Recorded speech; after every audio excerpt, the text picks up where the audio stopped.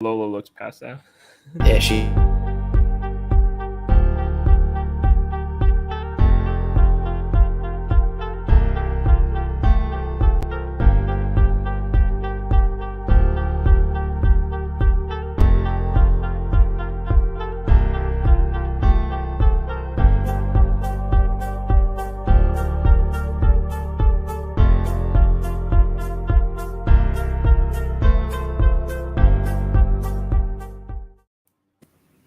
What's going on, everybody, and welcome to the very first episode of Sports Talking by the Lake. I'm your host, Andrew Hagenball, and you can follow me on Twitter at Drew Hagenball and also at Talking by the Lake.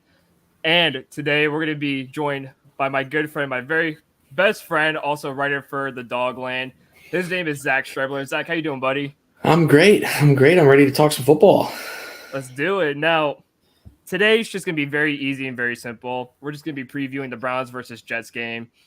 We were going to have a Jets fan on today, but he wasn't able to make it. And we are going It's to have unfortunate. we are going to also have a couple other Browns fans on here, but again, short notice, and none of them were able to make Yeah. it. So it's just me and Zach today. And Zach, I appreciate you for actually joining me on today in such short notice.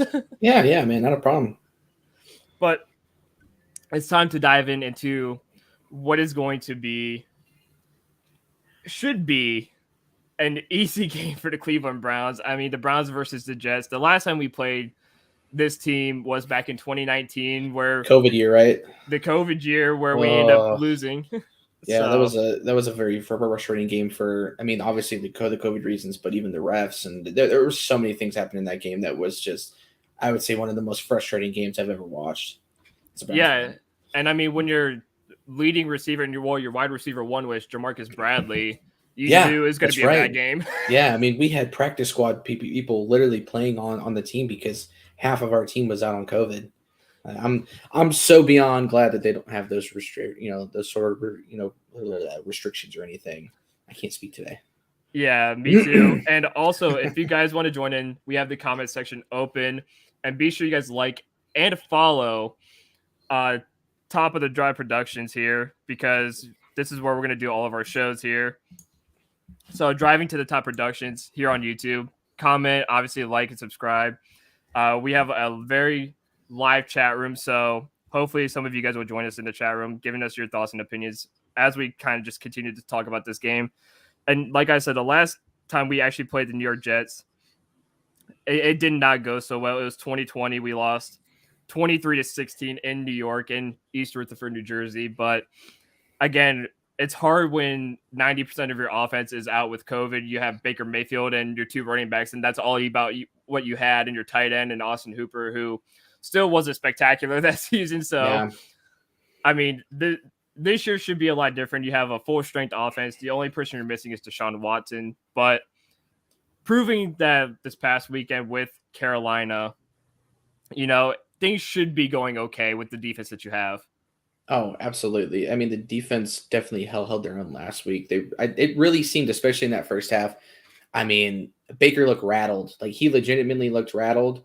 But again, when you have a pass rush like we do, I think it's very hard to not have that in the back, in the back of your head, especially when you have a just monstrous human being that is Myles Garrett, and then also having Clowney as well. I mean, it's definitely going to be a little bit intimidating. So sometimes I'm sure a lot of quarterbacks won't say that, but this defense played really well last week. They gave up a few plays, but that stuff is all able to be corrected. So I hope that they make those changes, and I hope that they have a more solid game. Obviously, we're at home. It's it's against a 40-year-old quarterback, so there shouldn't be any major issues with this game. But you never know with the Browns. You just never know.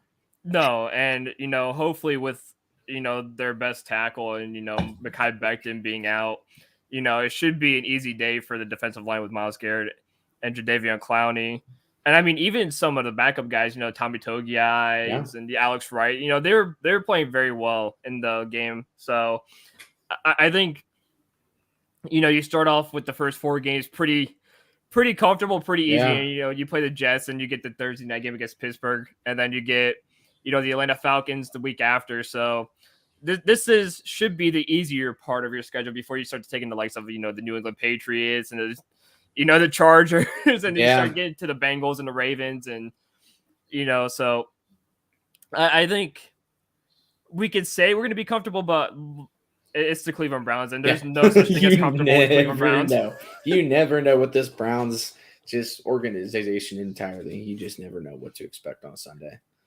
Yeah, no, and I mean, Joe Flacco could go for like 350 yards and just absolutely decimate us. Well, So, I know that they had him pass a good 50 plus times last week, which seems very unhealthy considering they have two, I mean, pretty, I would say decent running backs. I mean, obviously, Breece Hall is a rookie, but he has a lot of upside. I don't know why they didn't try to incorporate him. So, they might try it. I feel like we were pretty good against the run. We seemed to pretty much lock down McCaffrey last week, which is a big, challenge. And that's one thing you and I talked about where, we were a little scared about because it's CMC. At the end of the day, when he's healthy, he can do a lot of damage. And he did gash us a few times, but we seem to really hold our own. So I think if we can hold Joe Flacco and kind of make him run around a little bit and try to make plays with his legs, we can make plays on defense and hopefully get some picks or turnovers, and hopefully at least give our offense a little bit of better field, sort of field position.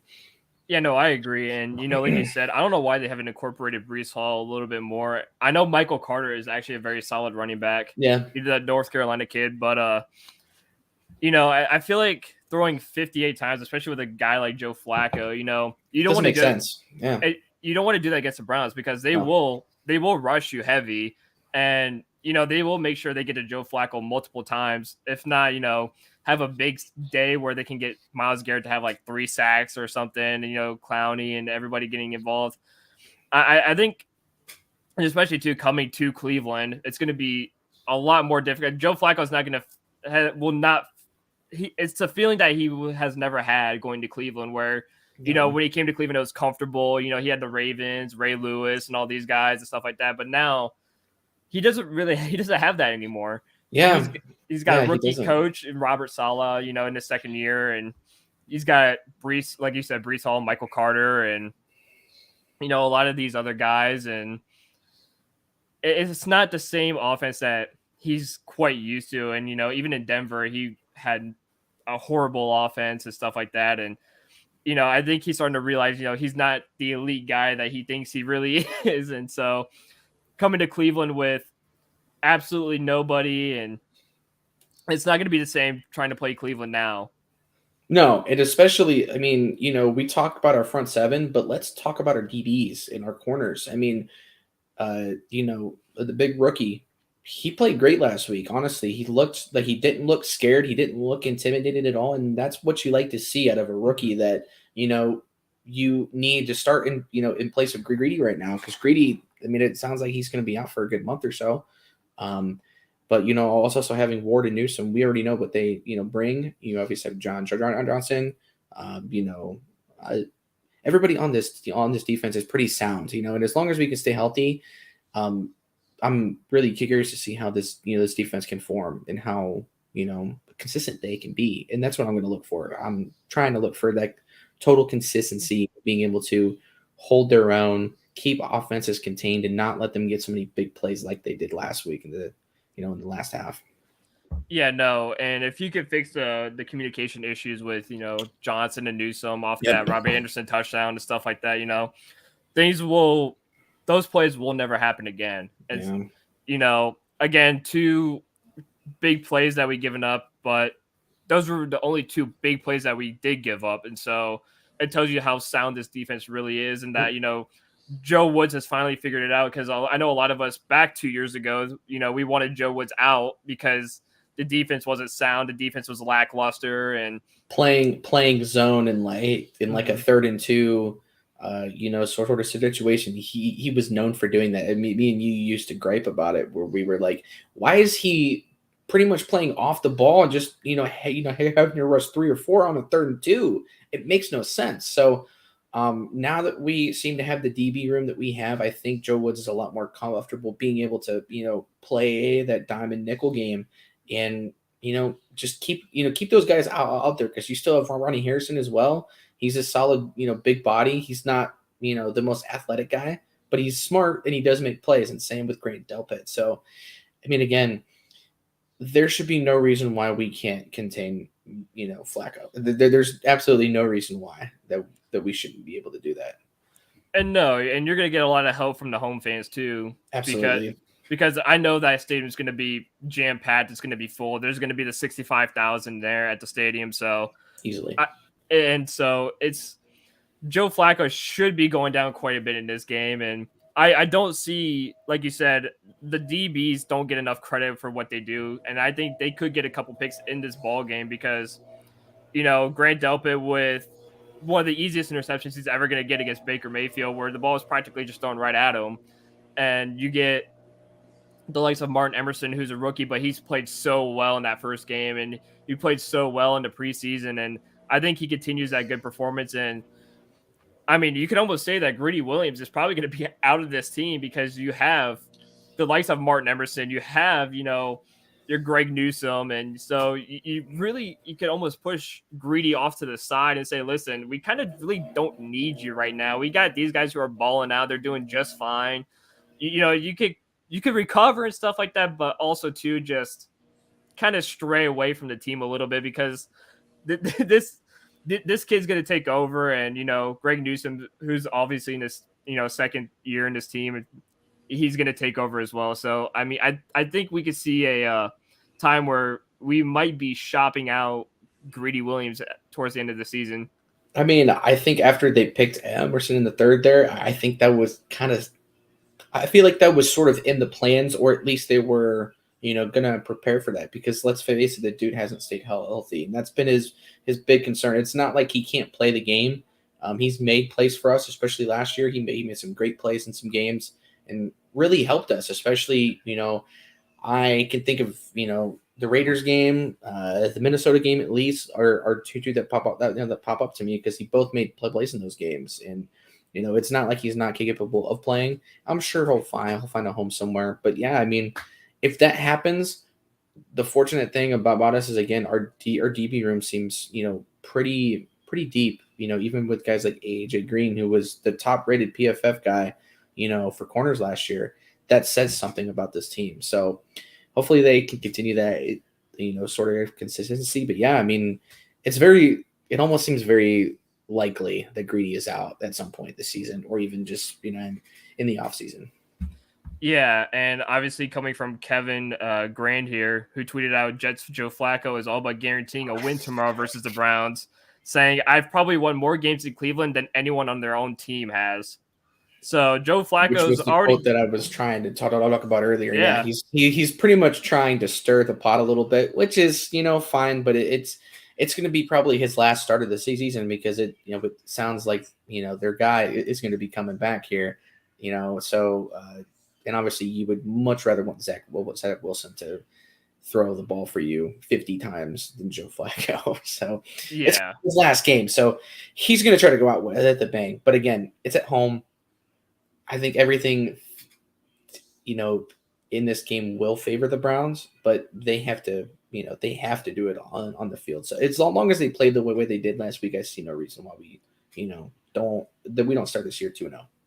Yeah, and I don't see it either, because I mean, I think a lot of us are comfortable with Jacoby Brissett being the starting quarterback, because he's a guy, the same way we thought of Tyrod Taylor, a guy who rarely turns the ball over, a guy who keeps the ball in perfect protection. He throws the ball out of bounds when he needs to, or when he's getting pressured. He doesn't force anything downfield and stuff like that. He keeps the ball, he keeps his offense on the field. So, and we saw, I think, the Kevin Stefanski's kind of starting to understand us, where it's probably a good idea to run Nick Chubb 24 times or 23 times a game instead of the normal 13 times a game that he did the past couple seasons. And I saw the stat line from last time we played the Jets in 2020. Nick Chubb only had 10 carries the entire game, which is absurd, by the way. That is absurd. And that's a big point that I was going to make it big for this game is, obviously you said, I think Brissett is a good game manager. I don't think you're going to worry about him turning the ball over too much. He's not going to make a ton of big mistakes that killed you, which was a big problem for us last year. But run the damn ball. I mean, that's the most simple thing that you could possibly say. You have a great duo of a backfield in Chubb and and Hunt, and obviously Hunt was the bigger guy last week with the two touchdowns, but Chubb still had almost 100. I think he had 146 on the ground last week. So if you can continue that, I mean, we put up 200 yards total on them just to rushing alone. I feel like you have to try to continue that, and I think that's going to be a common theme at least until Watson gets back. And I would say even then, run the dang ball 20 to 30 times a game because again, you have to use these players. They're some of your best players. You're not very deep at wide receiver, although I think Donovan Peoples-Jones played outstanding last week. He had a bunch of big catches. Yeah. I definitely expect Cooper to be better. He didn't really seem too into that game last week, or I don't know what it was, but he seemed a little off. But I definitely think he will come back and have a much better game at home. Yeah, and let me remind you of what happened the last time we played the Jets, too. Baker Mayfield threw the ball for 53 times. 53 times. He completed 28 of those passes for 285 yards. No touchdowns, no picks. He was sacked 4 times. Yeah. But Nick Chubb ran the ball 11 times for 28 yards, and Kareem Hunt only ran the ball 4 times for 11 yards. So we only ran the ball 15 times. Baker obviously had a couple scrambles for 6 yards, so he had 3 scrambles for 6 yards. But only running the ball 15 total times with 2 of the best running backs in the NFL or the best backfield in the league is completely absurd, especially against a Jets defense who I think Joe Flacco is underestimating this Browns offense because the Jets defense, let's all be realistic, it's not great. It's not spectacular. They have some good players. They obviously have some guys on the D line. They still have CJ Mosley. Like they still have names, but it's and even Sauce Gardner. I'm sure he's going to come out and play really well because he's a big body. He's definitely great at his position. So absolutely. I definitely expect him to play well. But other than that, I mean, what else do they have? You really don't know some of these guys' names. And so again, it should favor us.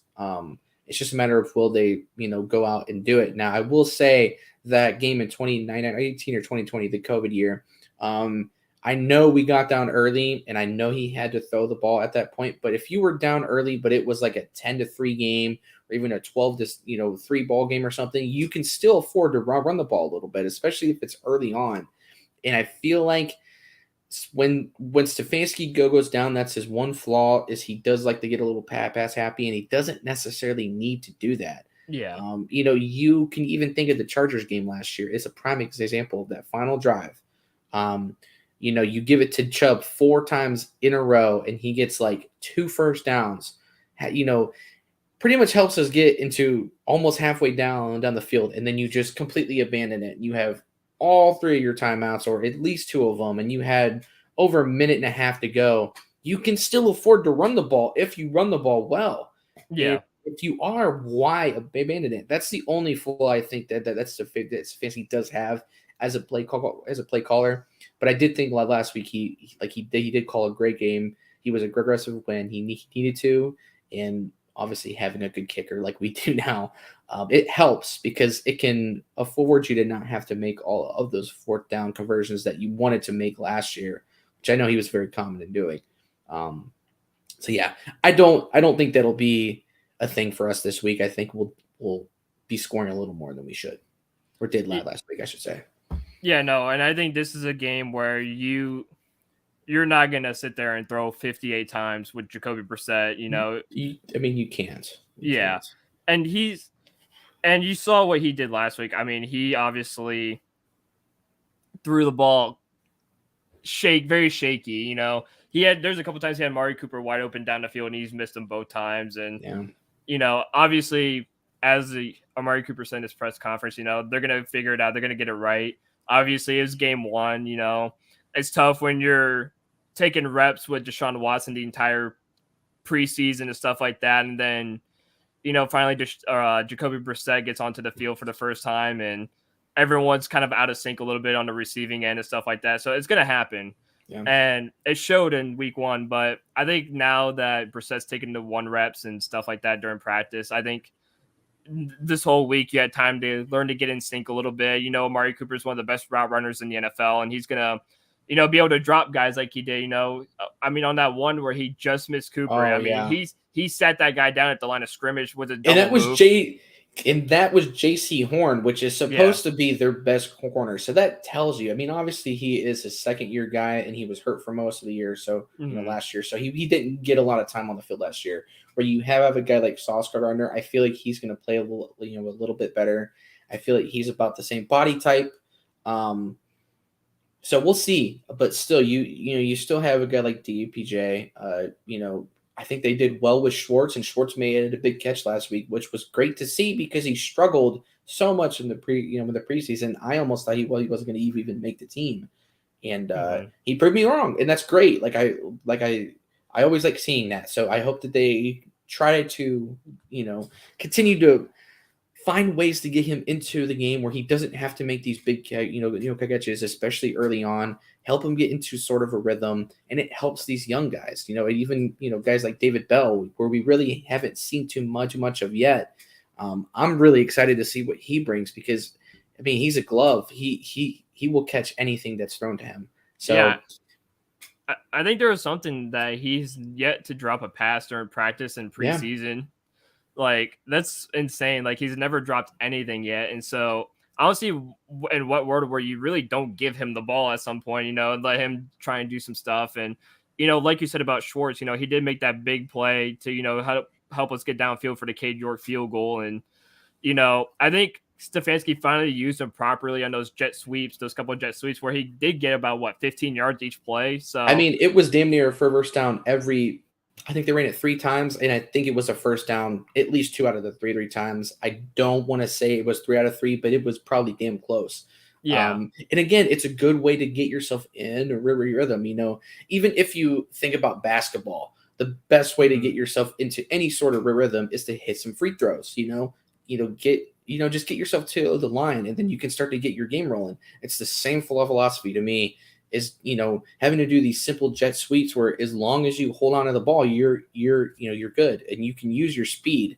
And I don't know what it is about Schwartz. I don't know if he necessarily knows how to use his speed yet on the field. There's some guys like Tyreek Hill who can burn you easily because he knows how to use that speed. I Mhm. don't know if Schwartz has totally unlocked that yet, and I'm waiting for him to do it because once he can, I mean, he can outrun damn near everybody on the field, or at least he should.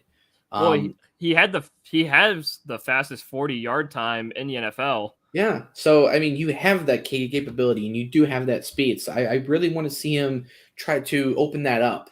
And if he can, I mean, that adds an element of verticality to this, offense that we did Mhm. not have for the past few years. So that's also something great because once Watson gets into that, you have his arm ability as well. He can push it down the field, and you want guys like that can be able to do the same. And he's a very accurate quarterback too. He will drop it into the bucket too, Absolutely. and I think if I'm Anthony Schwartz, I'm working with the likes of Amari Cooper. Be like, hey, listen, Tyreek Hill has a solid double move to where as soon as he breaks from that move, he's gone 20 yards downfield.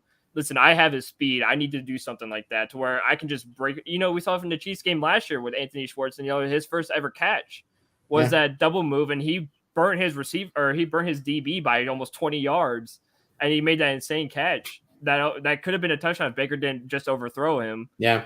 Which So was which was a common theme as well for him as well. yeah, So yeah. and so Anthony Schwartz shows you he has that talent to where he can do stuff like that, where he can burn you downfield and be 20 yards ahead. But the thing is, I don't think he knows how to utilize it just yet.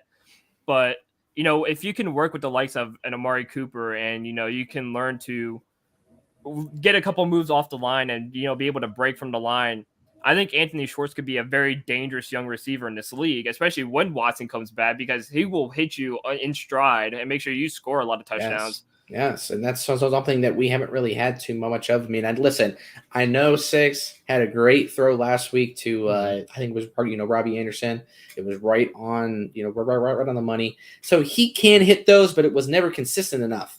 And Mhm. with Watson, I mean, he does. He throws a beautiful ball. So it's that's something that I was even saying last week, where it was this offense can be really scary when you think about how it was doing last week with Brissett as the quarterback. And it's not like he had a terrible game. I think he missed some throws here and there, but he kept us in the game. And I think that's going to be a common thing for him. Is I don't think he is going to keep you out of games. I don't think he's going to make a lot of stupid decisions and turn the ball over a lot.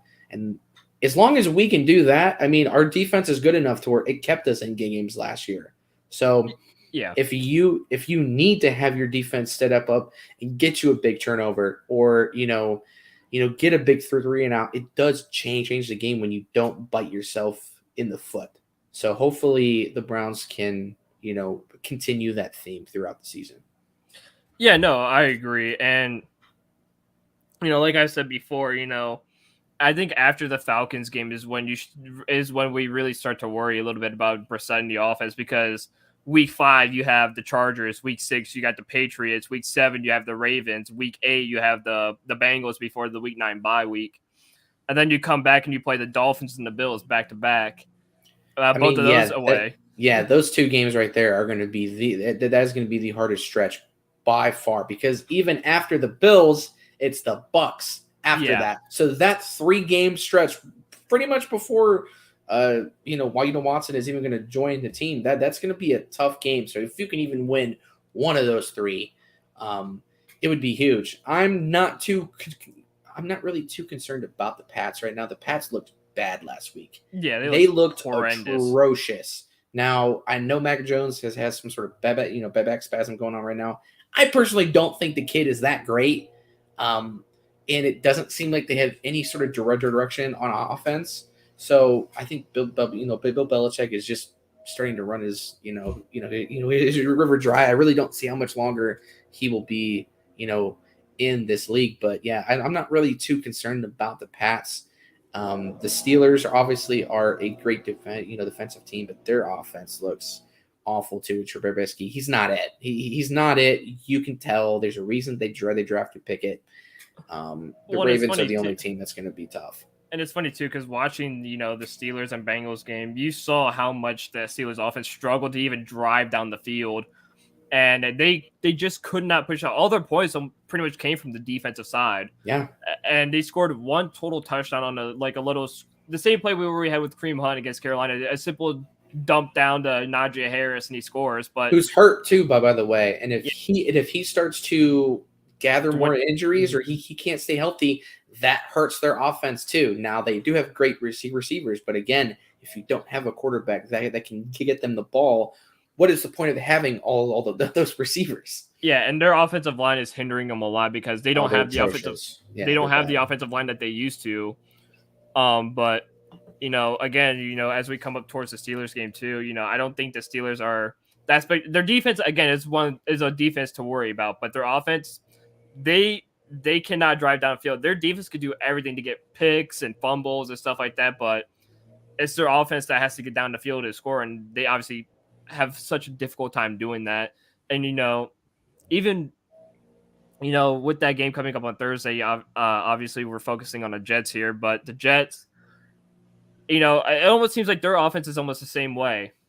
The Jets offense is one of those that struggles to drive down the field, and it's almost heavily relying on a couple of good passes and a couple of great breaks. Obviously, like we saw with the Robbie Anderson situation with the Browns and stuff like that. It takes a couple of those plays for the Jets to really be in the game. And you saw the Ravens struggled offensively and defensively early on, and when the Ravens finally got their act together, obviously they started to blow the Jets out, and you saw who the Jets really were. And that's, again, a team that's not going to be super spectacular, maybe a 3 to 4 win football team at best this season. So I think that's just my take on that. I mean, it really doesn't help that they lost, their big left-handed tackle. I mean, when you lose a guy like that, it hurts. It especially hurts when you have a young quarterback that you're trying to build around with Zach Wilson. And I don't think he is a bad quarterback. I think his arm is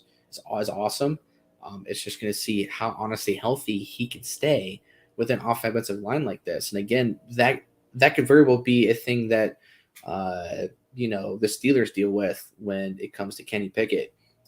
Can you keep him upright? Because if you can't, I mean, you're just going to end up in pretty much the same situation that we were in last season with Baker. I mean, it was, it's cool that he tried to fight it, but we should have had him shut down midway through the year. With the way he was playing, the way he looked, he just never looked comfortable. So if teams can avoid that and they can help build around their guy, because it's not like they don't have people to throw to. They have, Right. Garrett Wilson. They have Elijah Moore. They will have Jeremy Ruckert, who I loved out of Ohio State. And I think he's a great dual sort of threat tight end where he can block and catch. They also have Corey Davis, who's also a very solid receiver too. Yeah. He's a great third or fourth, guy. So again, like they have players, like they have skilled players. They just have to keep their quarterback upright. So could I see them winning up to like 5 or 6 games? Yes, I think that would be absolute max, especially with how, their schedule's rough. I don't know if you've seen the Jets schedule. It's tough. They have a lot of rough matchups ahead of them. So it's going to take a lot out of their head coach and just that team in general. That's going to be a tough year for them. Yeah, it's going to be a very, very difficult year. And don't get me wrong, I think the Saleh hire was probably one of the smartest hires they've had, because I liked him, in San Francisco. And obviously, our friend Gina, who's in the background and kind of just enjoying the show a little bit, she knows all about Robert Saleh and what he's done. But looking at the Ravens and Jets game, the Ravens winning 24-9, the Jets only getting 6 points in the fourth quarter and 3 in the second. But just looking at what kind of went on with Joe Flacco and the Jets, Joe Flacco threw the ball almost 59 times. So he threw the ball about 60 times against the Ravens, and he only completed 1 touchdown and 1 pick, completed 37 attempts for 309 yards. Michael Carter only had 10 carries for 60 yards, and then Breece Hall had 6 touches for 23 yards. But again, it's just one of those situations where the Jets just did not look good offensively whatsoever, and it really does. And there's Gina saying we miss Saleh, which he was a very good defensive coordinator for. And he was mixed in with the Browns as well. I think that was the year we got Stefanski. Yeah, that was the year we got Stefanski. Yeah, and he was like a second or third guy on that list that the Browns were seriously considering. And I wouldn't have minded it, but my buddy has said this before, and I will try to reiterate this: this is becoming an offensive league, and unfortunately, these defensive-minded coaches, they don't seem to thrive as much as they used to. It's not like how the Bill Belichick days were. It's the Andy Reids, it's the Mike McCarthy's, at least they used to be. Sean McVay, all of those guys. Even Stefanski, who are just great-minded guys. I think the Giants have a great guy in Brian DeBoll.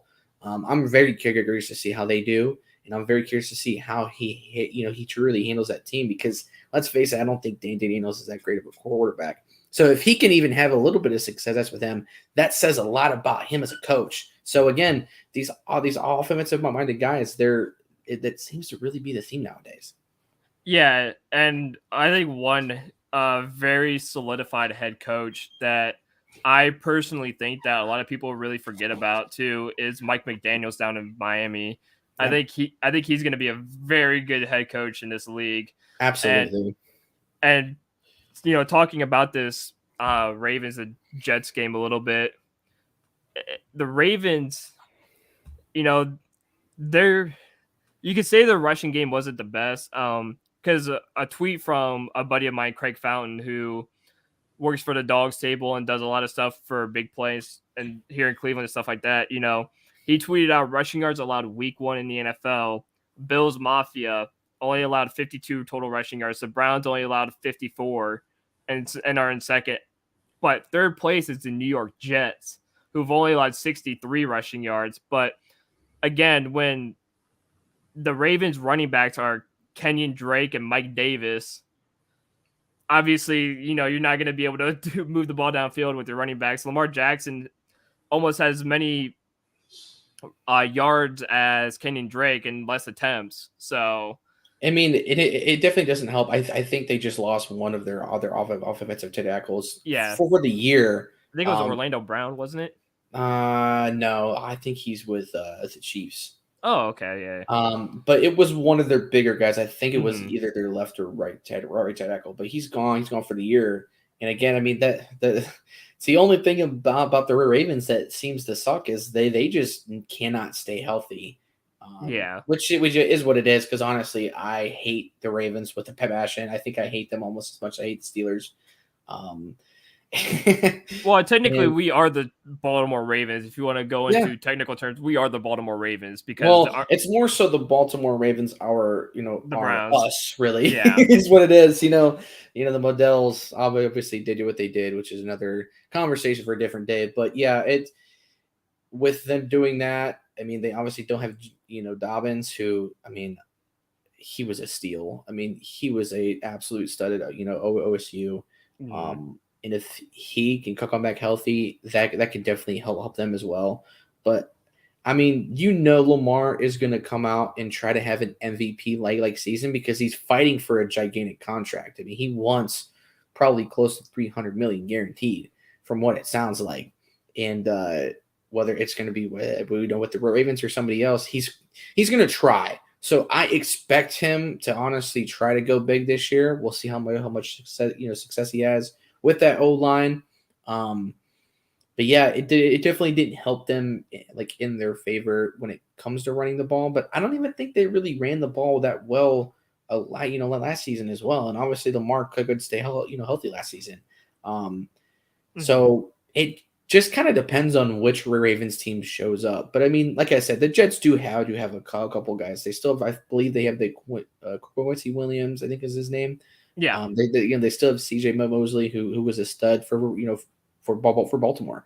So they still have some guys. So it's not like they're totally incompetent. They can still do it, but they have not gone up against a team that threw up 200 yards per rushing in the first game between three people. It's absurd to think that we did that, but that should be a theme of this team. That should be what they do well. So again, I think the Browns try to come out and really, really try to set the tone with that because let's face it, we have one of the best lines in the league. You gotta use that. Gotta use that to your advantage. Oh, yeah, and I think the one thing that I like that we saw a lot in the Carolina game was the fact that the Browns utilized Nick Chubb and Kareem Hunt in the same backfield a Yeah, lot. which was lovely. And, from our fantastic offensive coordinator and Alex Van Pelt, he said, you're going to see a lot of that this season where we're going to implicate Kareem Hunt and Nick Chubb in the field in I formations or, using them in the shotgun next to Jacoby Brissett and Deshaun Pistol Watson. probably too. I can guarantee you'll see some Pistol, especially once Watson is in. I Oh, yeah. guarantee you will see that because we're gonna run a lot of RPOs. That's Yeah. my guarantee. When you have two running backs like that, you cannot use that type of offense. When you have a guy like Watson who can run the ball too, it's nice. So yeah, expect it. And I would say certainly try to expect it in different times in different games. It's not like they're going to come out and run it, all the damn time, but it's going to be fun and it's going to be nice to see, Stefanski be able to be a little more creative in that aspect because he wasn't able to do that with Baker.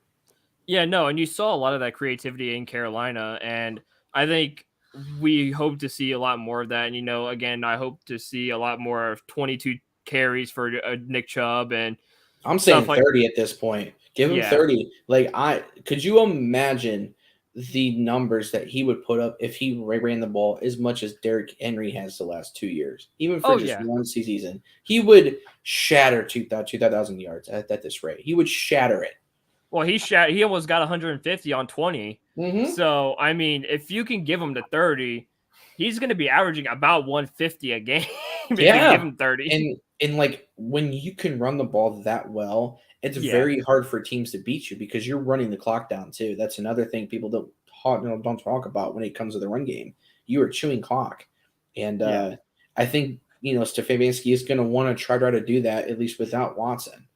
Obviously, once you have him back, you still have his element of throwing, which will help. But yeah, run the damn ball. Don't be afraid to. You have great running backs. Might as well. Yeah, and like you don't even need to throw the ball all that much, especially when you get Watson to come back. Yeah, you can start upping the receiving end a little bit, but with Jacoby Brissett, you really don't have to force the ball downfield. Chew the clock down, run the ball, and even if you end up going into halftime up 9-0 on 3 field goals, still It's still a lead. Yeah, I, it's I'd still a rather lead. I'd rather have that than trying to force balls downfield and we're going 4 and out constantly and stuff like that. I'd rather kick field goal after field goal after field goal, knowing that we're continuing our lead, Yeah. rather than sitting there trying to risk throwing 50 yards downfield to Amari Cooper and stuff like that. Again, a guy who can make big plays and stuff, but when you have Jacoby Brissett, I'm just pounding the ground game, and that nobody's going to stop Nick Chubb or Kareem Hunt, because especially when both are on the field at the same time, it scares teams because you don't know who's going to get the ball, because it could be a fake handoff to Chubb and Kareem Hunt could be behind him getting the ball, or Kareem Hunt could get motion to the outside and be like an extra receiver out there, and I think you have Schwartz's element as well, for where you can you don't even have to give him the ball. You can just have him go side to side, and it will trick teams. It will make them have to be like, okay, we have to watch for him because he has that capability. That's the fun part about this team. And so, hey, if they can utilize that well, I don't see why we can't have any sort of success this season in the offensive game. No, and we saw that one time, I believe, in the Carolina game where they faked a handoff to Nick Chubb and ran the reverse with Anthony Schwartz. Yeah, it was the double reverse, I think. Yeah, and so it's like you don't know who's going to get the ball, because either one, Kareem Hunt's going to shed tackles like it's no tomorrow, and then Anthony Schwartz is going to outrun you with speed. So it's scary who gets the ball. And if you add Nick Chubb into that mix, it's just absolutely deadly to that point, because now whoever gets the ball, that's almost guaranteed 10 plus yards at that point. And you're guaranteeing yourself first down after first down, but obviously you're not going to run it every single play.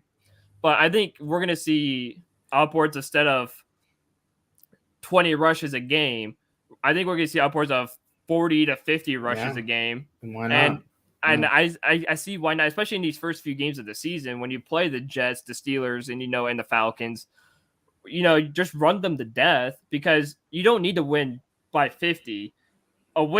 As long as you get the wins, I mean, you could start off the season 4-0 and give yourself a hot start to the season, and you give this team a bunch of confidence to where the Pats don't scare you too much, and then you might get that vote of confidence against the Chargers, which you played so well against, even with an injured Baker Mayfield, you played so well against in LA, and I believe that game will be in Cleveland as well. Yeah. So now you're playing them in the middle of October.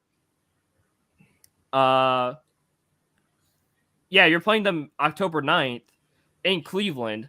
And so it's going to be cooler. It's going to rain. It could snow. You never know, because it's Ohio. It can it can really favor you. And I will say too, the Chargers do not look as great, especially on defense, as I thought they were going to be. Now obviously they played Pat Mahomes. Like when you play Pat Mahomes, your defense is not going to be perfect.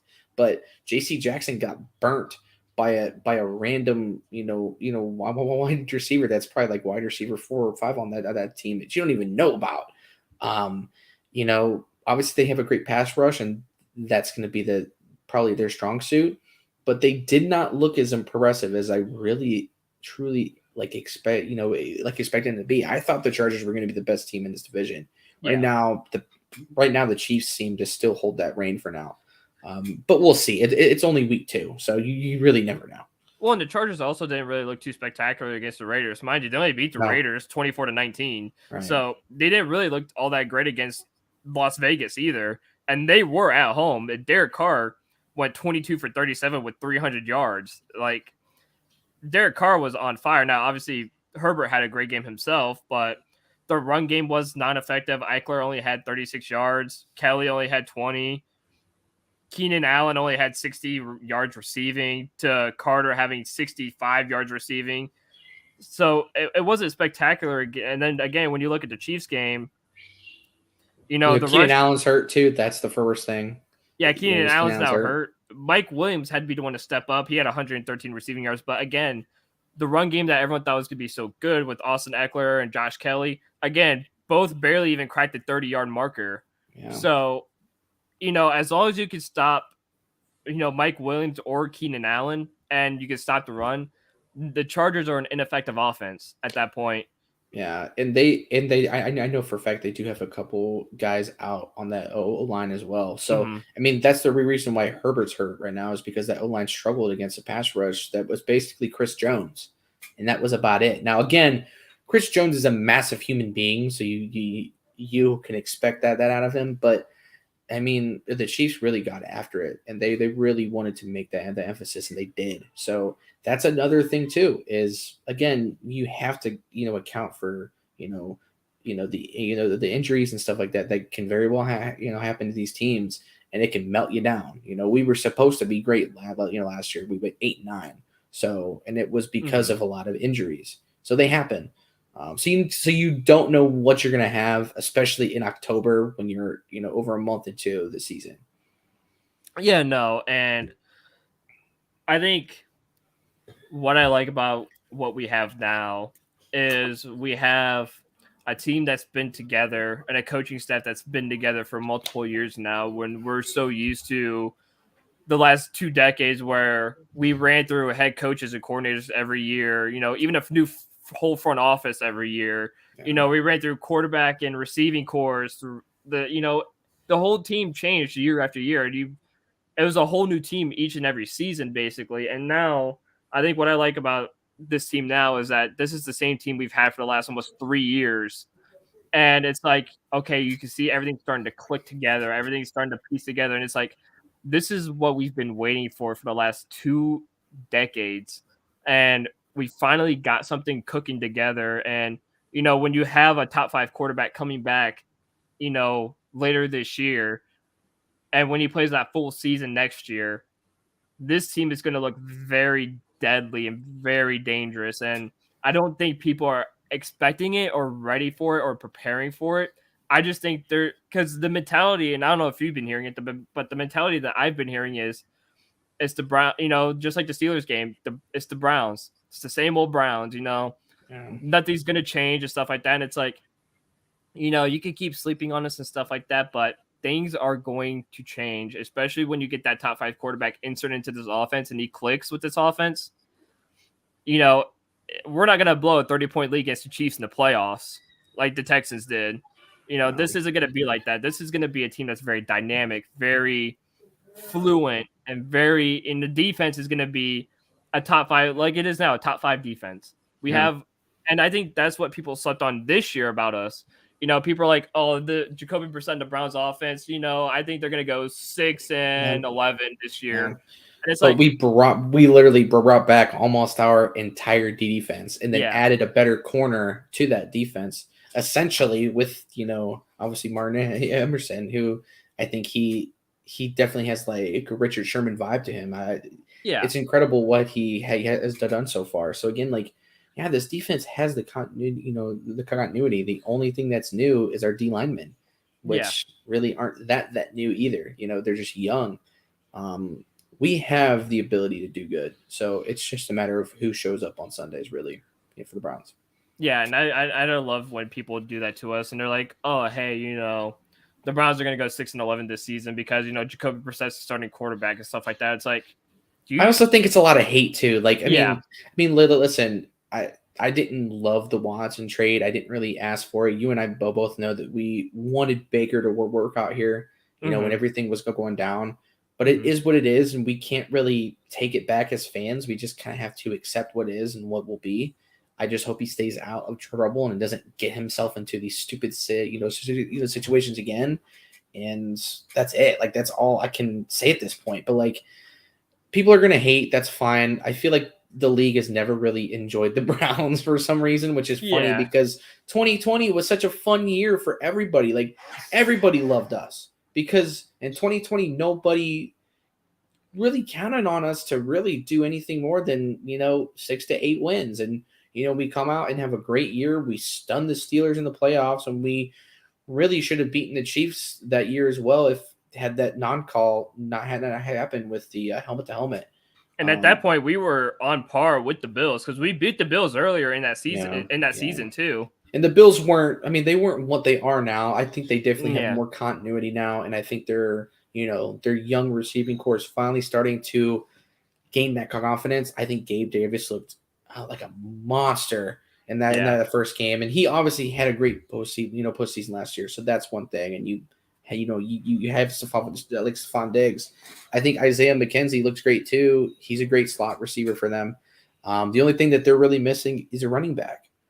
That's the only thing the Bills have never really found yet for some reason. I don't know what it is about them. They cannot find a good running back, or at least a consistent running back that they can ride. Because could you imagine if they were able to add like even a top 20, RB, it would be that would put that team above many, many, many other teams. Even though, let's face it, they probably are the favorites to win this year. I would put my money on that. Yeah, no, I would definitely put my money on it too. And also shout out to Evan in the chat saying, "Yo." I believe from what That's I've heard good, Evan. from what I heard from Adam, the guy who runs Driving to the Top Productions here, I think Evan is a security guard at the Brown Stadium. So a little bit of an insider guy. I asked him to be on the show today, but he couldn't join today, obviously. So very unfortunate. All good. But I find it absolutely crazy that people wrote us off this year because even though our offense isn't going to be profound or prolific, our defense is a top 5 defense, and I think people were sleeping on that at the beginning of the year. Absolutely.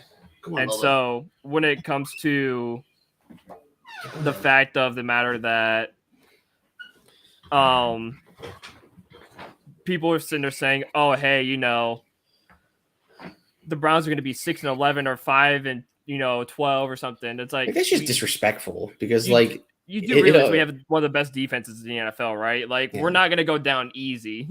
And we still, again, as we've said this entire show, we have two of, I would say some of the top running backs in the league in general with a solid O-line. I just feel like people don't understand what this Browns roster is capable of as long as they stay healthy.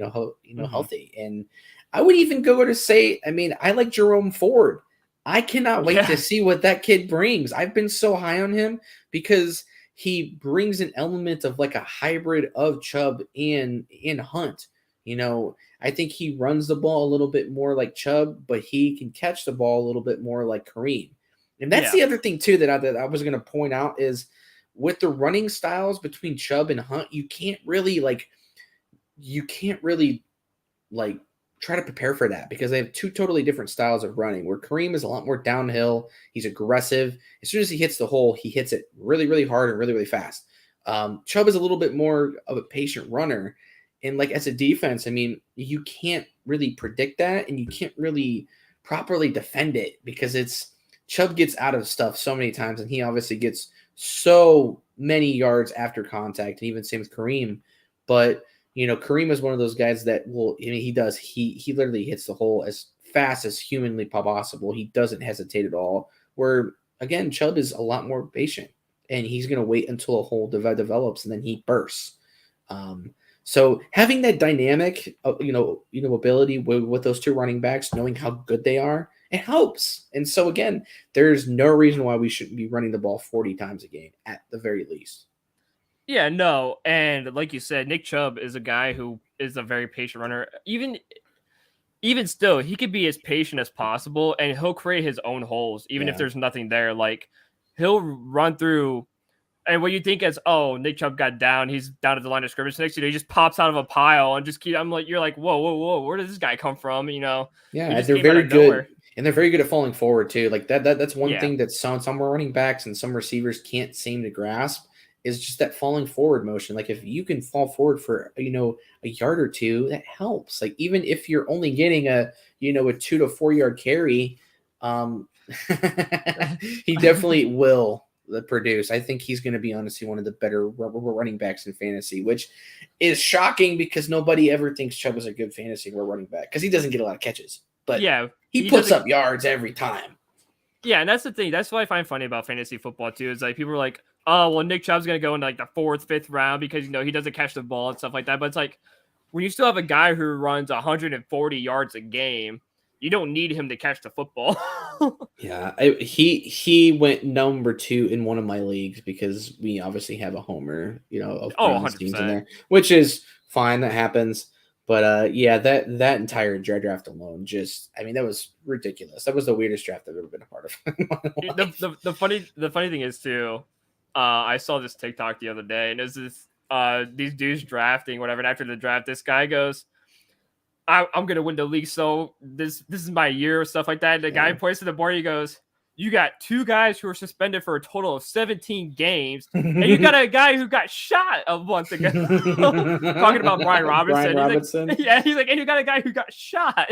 I almost drafted him late because I know he was supposed to be the guy, but Antonio Gibson actually looked pretty good last week, surprisingly, because he was one of those guys where he should have gotten a lot more carries and a lot more reps. He's never really gotten himself above that hump. I think the best description I have for Antonio Gibson is the likes of Kareem Hunt, where he doesn't really obviously he can rush the ball quite well, but he's great in the passing game. He's so superb in the passing game.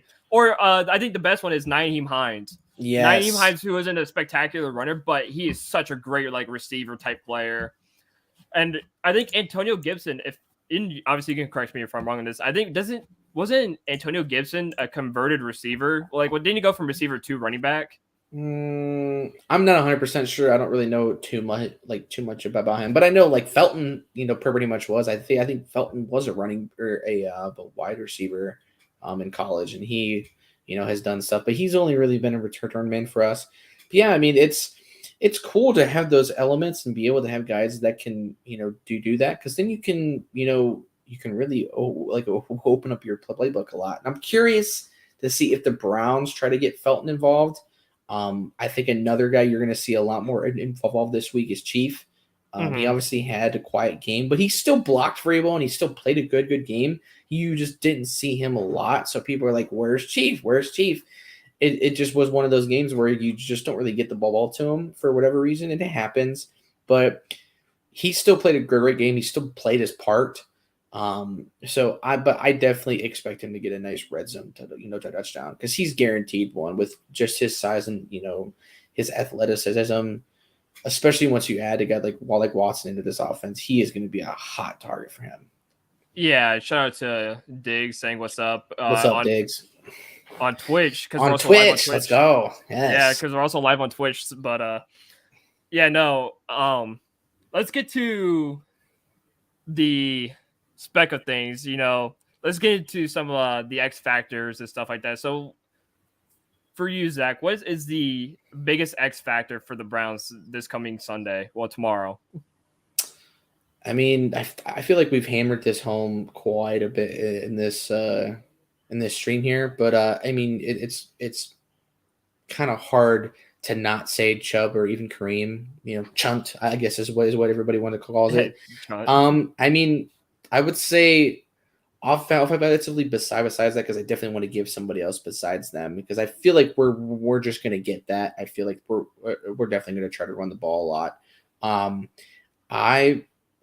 God, it's really hard to not say DPJ. I could see Cooper having a better game this week. I can, obviously see Chief. It just depends on who shows up and how the game flows. In terms of defense, I think Myles Garrett is going to break that Browns record this week. I think he only needs 2 to 2.5 left. So I think he's going to be our X factor this week. I could also very well see Ward or Newsome having a good game as well against some of these young guys. We'll see. But yeah, that's my X factors.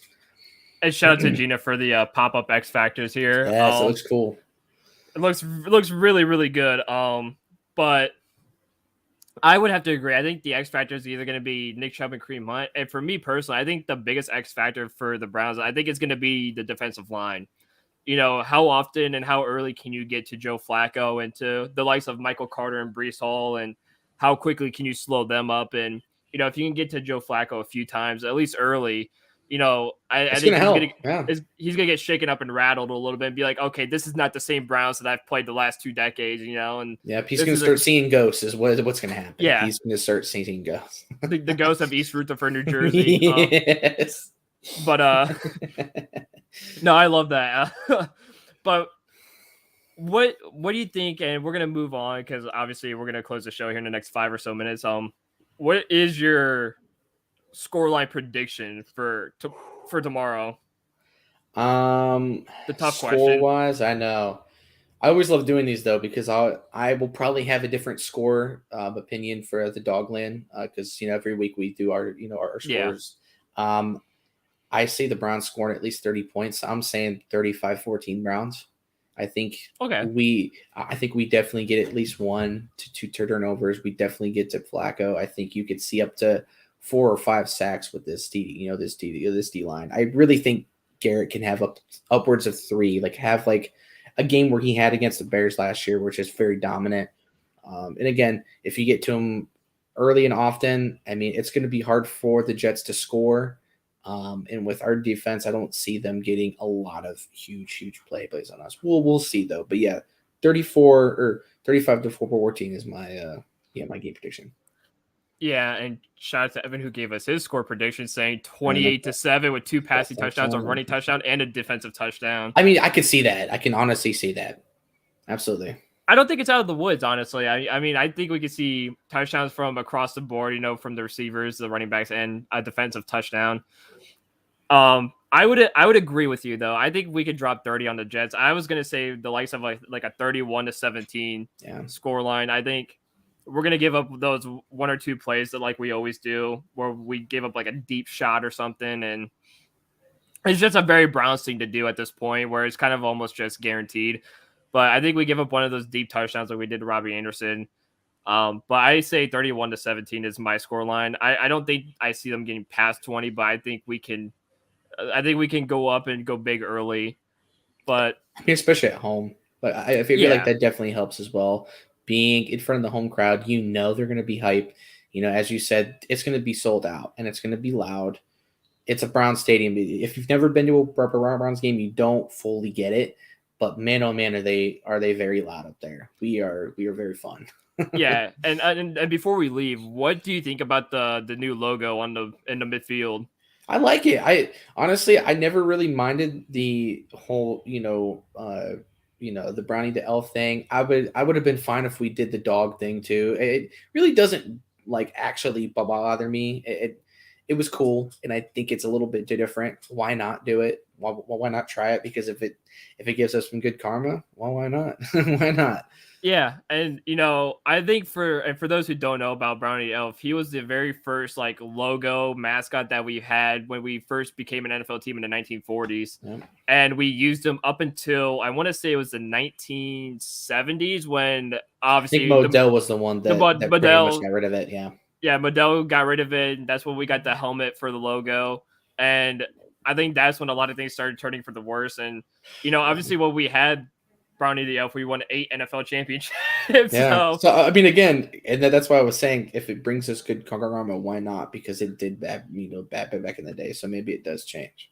Yeah, no. And the funny thing is, the real reason why I bring that up too is because in the iSports radio chat that me and Gene are a part of and stuff, and that we do work for, a lot of people were completely confused about like what the hell is this elf doing in the middle of the field and stuff like that. What the heck is this? This looks awful and horrendous. I was like, it's because you're not a Cleveland fan. You don't know the history or understand the history of what Brownie the Elf is.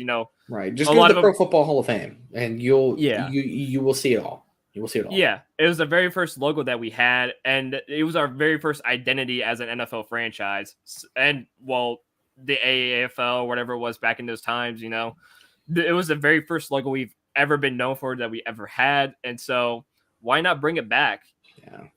Yeah. I mean, plus like you have to think about we are one of the more storied franchises in the league, despite how bad we've been over pretty much our entire lifetime. I just turned 27, and I mean we've been bad for probably 25 of those years. That's what I mean. It's one of those things. It's like you might as well try something new because this stupid brown orange helmet is just clearly not trying to work, which sucks because I actually love this hoodie. This hoodie is it's so nice. I love it. But yeah, why not? I mean, we are one of the most storied for great franchises. Obviously, football came from Canton, Ohio. That's the whole reason why it's there. If you've never been to the Pro Football Hall of Fame, to anybody that's in here, if you ever get a chance, do it. It is one of the coolest things you will do. They always update it like every 5 or 10 years with more and more stuff. If stuff gets broken, they put it all in there. It's super cool what they do up there. It was one of the most fun things I've done in a while. Yeah, it's insane, and I highly recommend it to everyone who's in this chat who's never been to. Like, obviously, I know Gina, who lives in San Francisco, has never been down to Canton, and I don't know where Diggs is from, but I know Evan obviously is a security guard for the Cleveland Browns, so I'm sure he's been there at least once. Yeah. So, but if anyone else who's listening and stuff like that, if you've never been to Canton, I highly recommend going to the Pro Football Hall of Fame. And obviously catching a Browns game, because it's probably one of the most intense atmospheres you will ever be a part of, and one of the better atmospheres in the NFL. Obviously, we're kind of quote unquote biased about it, if you want to say it, but I think when you go 0-16 and you have almost a sellout crowd during the 0-16 season, I think it says something. It says something about our fan base. The fan base. We are really die hard, and don't get me wrong, there are some Browns fans that are not too pleasant to try to deal with, but I think you get that with every fan base. But we're die hard, and we will show up, especially when they're good. When they're really good, we show up. Yeah, and during the 0-16 season, stuff like that, I don't know if you saw the post that was made a couple of weeks ago. I want to say it was by CBS or something, about the best traveled fans, and the Browns were 99.5%. We were top of the group or whatever in the NFL. It's like, we are legit everywhere. We are, and I mentioned this in Gina's show last night, stuff like that. I was like, we have the most backers bars in the world. By far. It's not even close either. Yeah, it's not. And there's Browns fans worldwide, and I mean, obviously, there's other NFL fans worldwide too of different teams, but there's so many Browns backers bars, not only just in the U.S. but worldwide, and it outshines everybody in NFL. And it's like, people can make fun of us as a team and stuff like that, but what's hilarious is the fact that we do have one of the greatest fan bases in the league, and I don't think anybody can really top that. And so it's who we are. We'll go to a game when it's negative 10 degrees outside, and 65,000 of us will show up no matter what. It's just who we are, and it's just how much we love this game and how much we love our team. But Zach, buddy, I want to say thank you for joining me today. Just let them know where they can find you. Zach Strubler 50 on Twitter. I'm somewhat active on there. I post a lot of sports stuff. I post a lot of music stuff if people are into music. I get sad boy hours sometimes. I'm still human, but yeah, that's where I'm probably most on. I would say. And obviously me and Andrew, we do have some plans here in the pretty near future. So please look out for that, because we are really excited to see what we have building here. Yeah, I'll leave it at that. yeah. It means that got something cooking in the books cooking. So be sure you guys look out for that. Obviously, you guys can follow me on my Twitter at Drew Hagenbaugh. It's on the screen here, and then on the screen on the bottom, follow on Twitter at Talking by the Lake, the show, and follow Driving to the Top on IG, Twitter, everything. Driving to the Top on Twitch and YouTube. Be sure you guys follow, all that crazy stuff and fun stuff, and we just want to say thank you guys so much for joining the first episode of Talking by the Lake. And Zach, we're definitely going to have to do this again very, very soon. And it'll probably be before the Thursday night game too. So we'll have to get more Browns fans in here, and, yes, and probably some Steelers fans. And, we can go have a back and forth shit talk with everybody, and, enjoy a fun conversation with a bunch of people. But absolutely, that's going to do it for us, guys. Thank you guys so much for tuning in, and we'll see you in the next episode.